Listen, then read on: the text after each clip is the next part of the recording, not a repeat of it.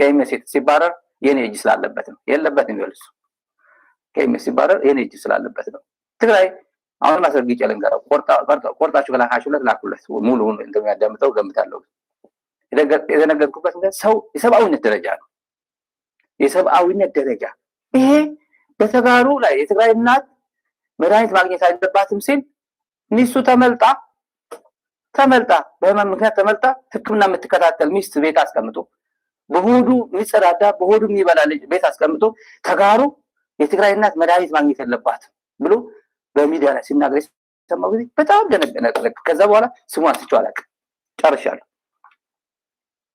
ጨርሻለሁ ከዛ በኋላ ሰው ሻዕቢያና ቲፒኤፍ እስካሉ ድረስ እዚህ ምድር የሚመጣ ሰላም መጥቶ የለም ምክንያቱም እነሱ ሲፈጠሩ ለተንኮል ለክፋት ለጥላቻ ለብነት ደማቸው ውስጥ ገብቷል በቃ ለእውነት አይኖሩም ገብቷል እና እነዚህ ይዘው የሚመጡ ጥምዶ ለሰላም አይደለም እና ህዝቡ መሸወድ የለበትም እነዚህ ለሁለት ህዝቡ አያስቡም ለሁለት አሁን የትግራይ ህዝብ እዚህ ጋር መንቃት አለበት የትግራይ ህዝብ በጣም መንቃት አለበት ላንተ የሚያስፈልህ አብይ አህመድ ነው በቃ ጦርነት አልፈልግም በሰላም ኖር እያለ ወደ ጦርነት ከገባህ እንግዲህ ያንተ ችግር ነው አንድ ጊዜ ተሸውደሃል የነበረችው ውጊያ አሁንም መሸወድ የለብህም ለማን ነው የምትሞታው ለደብረጽዮን ለምግበይ እነሱ ወርቅ የዘረፉ ቤት እየሰሩ ነው የትግራይ ህዝብና የኤርትራ ህዝብ መንቃት አለበት እዚህ ላይ ገብቷል ምክንያቱም ቲፒኤፍ ለስልጣን ነው አሁን እየተታገለ ያለው አሁን የትግራይ ህዝብ ይሄ ጥምዶ የሰላም ቢሆን ለምን ኤርትራ አይሄድም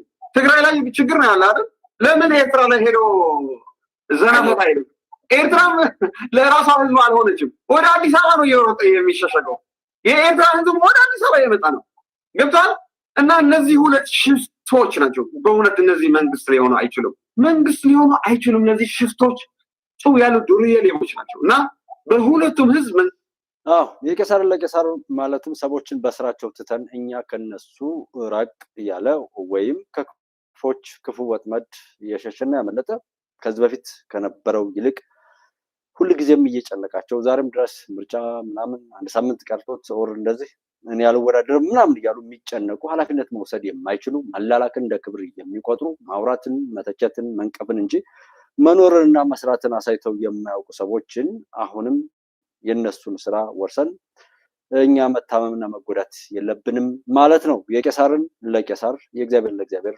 ማለት ስለዚህ በዛሬው ዕለት ያው በመተማ ሱዳን ድንበር አካባቢ ላይ ምን ነገሮች አሉ በስልክ የተወሰኑ ነገሮችን እንሰማለን ከዛ ሌላው ደብረጽዮን የለየለት ሌላ ውሳኔ የሁለት ወራት ደሞዝ እንዳታስቡት ገና ምንም ነገር ሳይጀመር ከዛ በፊት የነበረው ነገር ራሳለው ብለው በጽንፈኝነትና በዘረኝነት ያበዱ ሰዎች እንኳን ቢሆኑ የሁለት ወራት ደሞዙን በመዝጋት የሚጀምር ውሳኔ ማሳለፉንና ዛሬ ላይ ደግሞ ተማሪዎችም ቢሆኑ ከኢትዮጵያ የካሪኩለም ወሬ ማጠቃለያ ፈተና አሰጣጥ በተለየ ሁኔታ የራሱን የሆነ ነገር ይሄዳል እንጂ እንደ የኢትዮጵያ ማንኛውም ነገር እኛን አይመለከተንም የሚል ትውልዱን አሁንም በዘላቂነት ለመግደል የተወሰነ ውሳኔ አለ ማለት ነው በራሳችን ላይ የገለጥነው እሱ ነው ሱዳን ድንበር አካባቢ ላይ ያለው ምን ይመስላል ደብረጽዮን የለየለትን ውሳኔ ሁለተኛውን የብደትና ምን ታመጣላችሁ ብሎ በህዝብ ላይ የወሰነውን የብደት ውሳኔ ሌላው እንግዲህ ግብጽና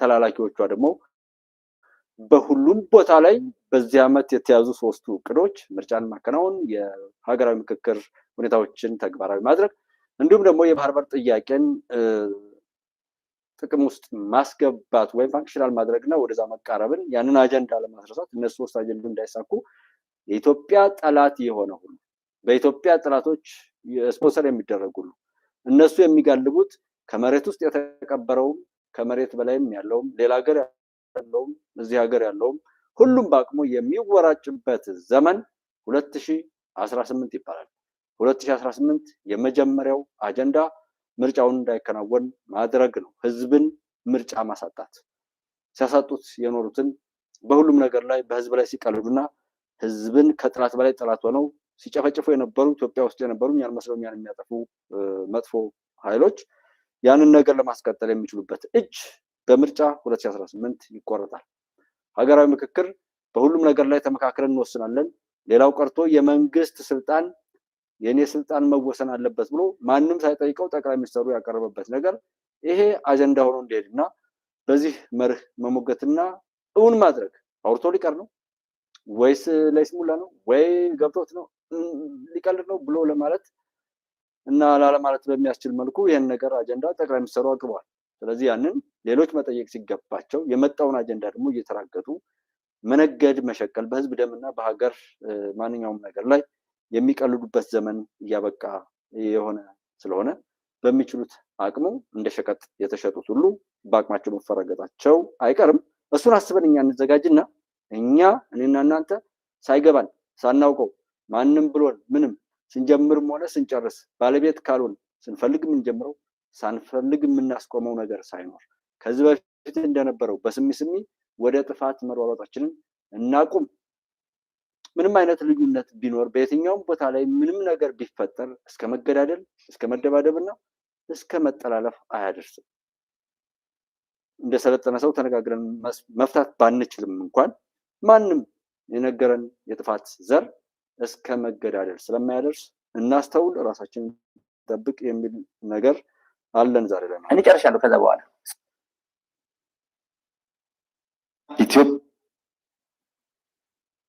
ትግራይ ተጠቀመች የሚባለው ጻድቃን ፕሬዝዳንት ሲሆን ነው። የትግራይ ወጣቶችማ ጻድቃንን የታማዦች ሹም ለማድረግም ሞተዋል። ጻድቃን ቢሊየነር እንዲሆንም ሞተዋል። ጻድቃን ምክትል ፕሬዝዳንት እንዲሆንም ሞተዋል። አሁንም እሱ አዲስ አበባ ሆኖ እንዲያርጉ እያለ ነው። ስልጣን ላይ በነበረበት ጊዜ ቁብ ባለው መልኩ ያልሰራውን ነገር አሁን አዲስ አበባ ተቀምጦ በብልጽግና ተታግሎ የብልጽግናን ሳይድ ወስዶ ቀጠቀጣቸው እያለ ትግራይ ላይ ፖለቲካሊ ተቀባይነት አገኛለሁ። የትግራይ ህዝብ በህወሓት እጅግ መማረሩ እውነት ነው። መማረሩ ተስፋ እንዲያደርግ ከዚህ ኃይል ተላቆ የራሱን መንገድ መፍጠር የሚችል ሁኔታ እንዲሰራ ያደርገዋል እንጂ ብልጽግና ለተባለ ሰይጣን ተላልፎ እንዲሰጥ ይመኛል ማለት አይደለም።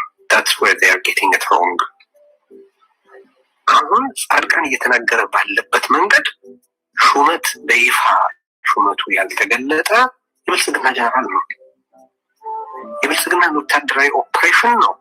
ቀጠቀጣቸው እንዲያረጋቸው እያለ እየተናገረ ያለው ትግራይ ተጠቀመች የሚባለው ጻድቃን ፕሬዝዳንት ሲሆን ነው። እንግዲህ ያንን ስለዚህ ትግሉ በእነሱ አይደለም፣ በቃ እየተጀመረም ሊጨረስ የሚችልም እኛ በሁሉም ቦታ ላይ ዘረኝነት፣ ጽንፈኝነትና ጎጠኝነት ካልገደለ በቀር የማይለቅ ክፉ በሽታ ነው። እስከ ቀብር ድረስ ማድረስ ባህሪው የሆነ በየትኛውም ቦታ ላይ ያንን እርኩሰት ሰዎች እስከ ቀብራቸው ካላደረሳቸው መዳን የሚባል ነገር ፈጽሞ የማይታሰብ ነው። ለዛ ነው የዳኑ ሰዎችን በፍቅር በትዕግስት እንኳን መክሮ ዘክሮ ወደ ነበሩበት የጥፋት ማህበር እንዲመለሱ ከማድረግ ይልቅ ማጥላላት መጣልና በቻሉት አቅም ለማጥፋት እና ለመግደል ሩጫ የሚደረገው ማለት ነው። እሱን ነው ሌሎችም እስከዛሬ ድረስ እያሳዩ የትግራይ ፖለቲካ ኃይሎች ድብ የደለቁ ከበሮ መቱ ሆይ ሆይ ሆይ ሆይ ሆይ ሆይ ያሉ በቃ ይኸው አለቀለት አማራው እዚህ ሆነ ምናምን ወደምትል ጫጫታ ሊወስዷት ፍሬም ሊያደርጓት ሞከሩ። በደንብ ሲታዩ ሌሎቹ እንደው በለስለስ ባለ መንገድ ቢገልጹትም እንደፈለጉት ሳይጦዝላቸው ቀረ። በምርጫ ቦርድ በኩል ይፋ ሲደረግ ደግሞ ማን አበዳው? የትግራይ ፖለቲካ ኃይል ከዳር እስከ ዳር በጥር 22 ጓይ ላይ የጨፈረው በሙሉ ያለ የተደሰተው ሁሉ ጥር 22 ላይ የካቲት 16 ላይ ተሰልፎ ጩኸት ውስጥ ገባ። ለአንተ ሲወስን የፌዴራል መንግስት ምናምን እያልክ እየጠራው ያንተን ጥቅም ነካ ብለህ ስታስብ ደግሞ መብት የለውም እያልክ ያላዘንክ እንደዚህ አይነት ጨዋታ የለም። ይሄ እንግዲህ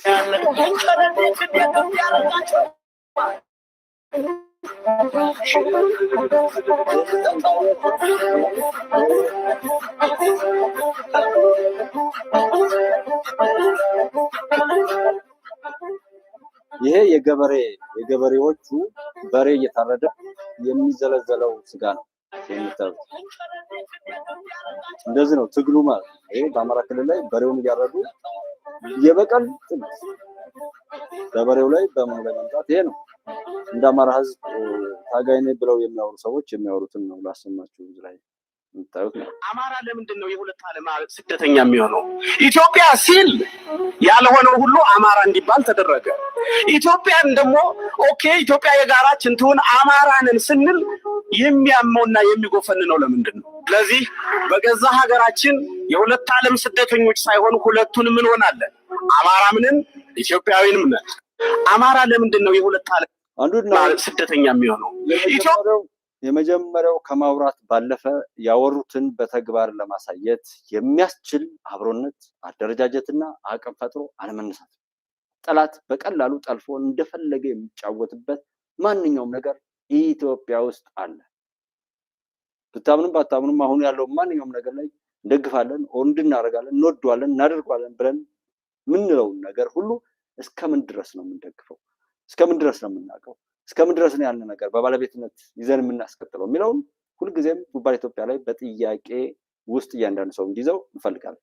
አንዱና ዋናው ኢትዮጵያ ውስጥ ምንም ችግር ቢነገር ምንም ነገር ቢነገር ሊያንስ ይችላል እንጂ በችግሮች ዝርዝር ላይ አንለያይ። እኔም ከዛ በላይ ልናገር እችላለሁ። ነገር ግን የተነገረውን በራስ አንደበት በእኛው አንደበት የተናገርነውን ነገር ሊፈታ የሚችል አብሮነት አንድነትና ዝግጁነት የለም። ጠላት የበለጠ እንዲያተርፍ በስሜት በእብሪት በሆይሆይታ የመነዳት አይነት አዝማሚያ ነው። የቅርቡን ብናይ ፋኖ ላይ እሱ ነው። ሸኔ ላይ የምናየው እሱ ነው። ህወሓት የሚያደርገው እሱ ነው። ጠላት የፈለገውን የጥፋት እቅድ እንዲያሳካ ብንሞትም ብንገልም የኢትዮጵያ የጥፋት እቅድ የሚቀደው ከውጭ ነው፣ ከኢትዮጵያ ውጪ ነው የሚቀደው።